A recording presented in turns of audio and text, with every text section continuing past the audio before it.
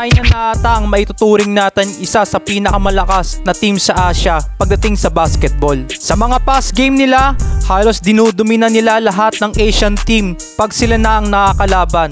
Lalong-lalo na sa era ni Yao Ming that time. Pero ngayon, naisip nyo ba ang apat na tumatak na player ng Gilas Pilipinas na nagpaiyak at sumikat sa bansang China?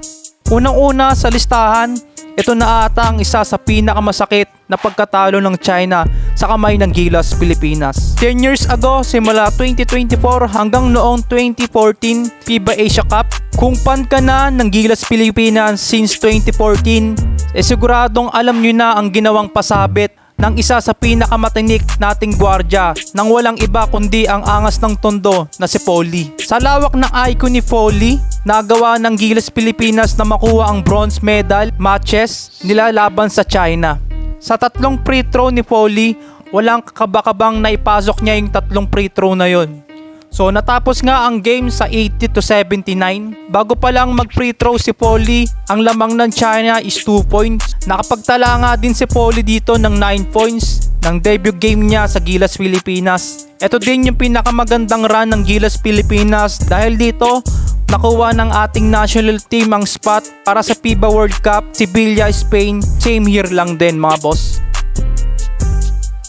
Sa pangalawa naman na pag-uusapan natin na player ng Gilas Pilipinas na nagpaiyak sa team ng China, walang iba kundi the best ball handler ng Gilas Pilipinas na si The Bro, Terence Romeo.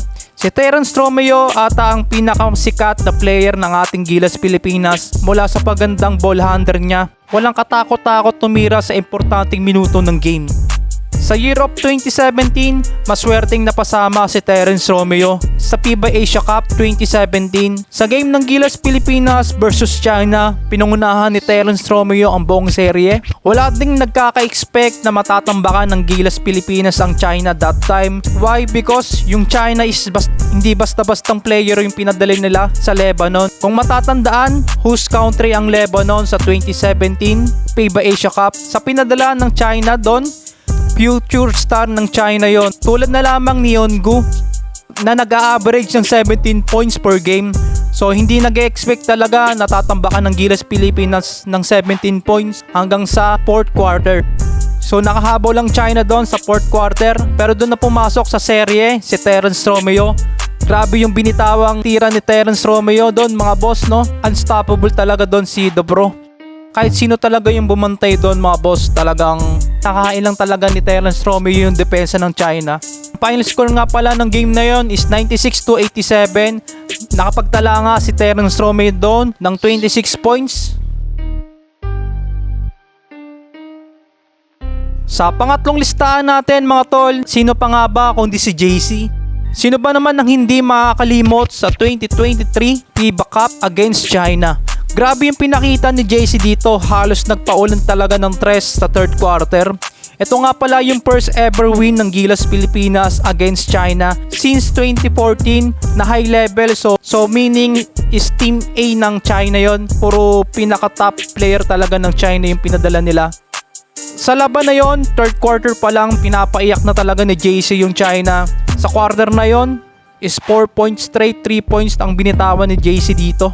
Sa quarter na yon, sa 3rd quarter no mga boss, nakapagtala nga si JC doon ng 24 points sa isang quarter lamang mga boss, no. Talagang buhat talaga ni JC talaga yung Pilipinas doon. Syempre na-motivate din siguro si JC doon. Syempre sa mga issue nga naman ng China tsaka Pilipinas. So tambak talaga malala ng 22 ang China noon. So natapos ang game sa score na 96-75, tambak malala ng 21 no.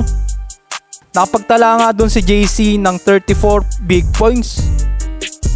So sa 2024 na yun mga boss, no, kahit sinong nakapanood, lalong-lalo na yung mga live, talagang kitang-kita nyo kung paano winasa o sinabi talaga ng Gilas Pilipinas yung China. So punta na tayo sa pinakahuli. Siguro alam na kahit sino dito yung ikwento kong panghuli. Alam na to ng Gilas Pilipinas fans, yung ginawa ni Justin Brownlee sa China. So kitang-kita nyo naman yung itsura ni Yao Ming dito, na halos lahat ng Chinese community doon naiinis sa mga team nila that time. At may isang reporter pa nga naiyak sa mismong game nung natalo ang China. Kahit si Yao Ming, hindi makapaniwala yung time na yon dahil nakapagpabaon pa sila ng 18 points bago matapos ang second quarter. Sa buong serye, hawak nila yung kalamangan kaso nakakalimutan ata nila na may NSD spirit si JB.